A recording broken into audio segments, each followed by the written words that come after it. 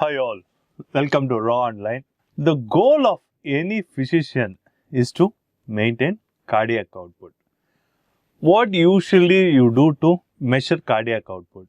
We see the mean arterial pressure or NIBP, and if the pressures are okay, we think that cardiac output is adequate. But that is a surrogate measure of volume. Can you measure volume directly? Usually you need an invasive pulmonary artery catheter or an arterial line to measure the cardiac output. But with the invent of bioimpedance, this cardiac output can be measured non-invasively. So, thoracic electrical bioimpedance, TEB as it is called, it is an accurate and reliable, what is very important is non-invasive method of determining cardiac output. It is valuable for patient and circumstances in which intracardiac pressure and mixed venous oxygen sample are not necessary. This technology, bioimpedance, was first used by NASA in 1960 for measuring cardiac output non-invasively in astronaut. This was done by Kubik et al. In 1960.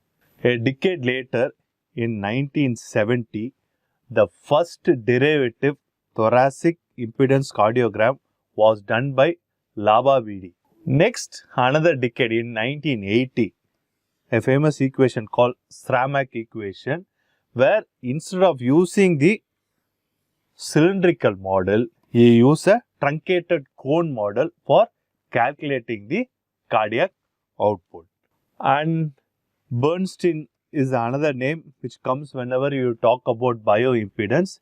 He added overall body weight to the measured thoracic length. He modified the equation little bit, and also he introduced the new term delta to the parent equation for deviation from ideal body weight. By using this terminology delta, lot of parameters in addition to cardiac output was derived from thoracic impedance. But this technique of thoracic bioimpedance for establishing cardiac output was made popular in intensive care unit by Schumacher in the 1990s. Now coming to the principle for establishing cardiac output. Let us look at the Ohm's law for electric current. Here the current flow I, which is measured in coulombs per second, depends upon the voltage drop between two potential, from high potential to low potential, and the current has to flow across some resistance. So the current flow I is the difference between a current which has an high potential to low potential, high potential minus low potential, and the resistance it faces through which the current passes. This is the electrical flow.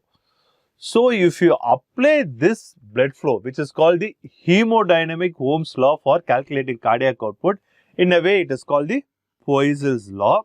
Here, instead of current flow, it is going to be the blood flow, and instead of voltage, it is going to be the pressure drop from high pressure to low pressure, and the resistance against which this fluid flow happens.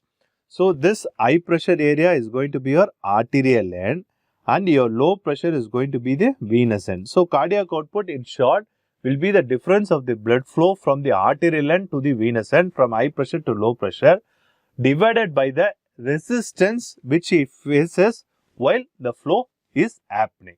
So, hemodynamic Ohm's law for deriving cardiac output. So, for direct current, the current flow is calculated by the voltage difference by the resistance. Rearranging the equation, the resistance will be equal to voltage by the flow. If you assume the current flow to be constant, change in resistance is directly proportional to change in voltage. That is for direct current. If you use alternating current, the resistance is known as impedance, which is set by Z and it is a complex frequency dependent parameter. Here the impedance equal to the voltage difference by the current flow. If you assume the current flow to be constant, the impedance change is directly proportional to the voltage change. This impedance is measured in ohms.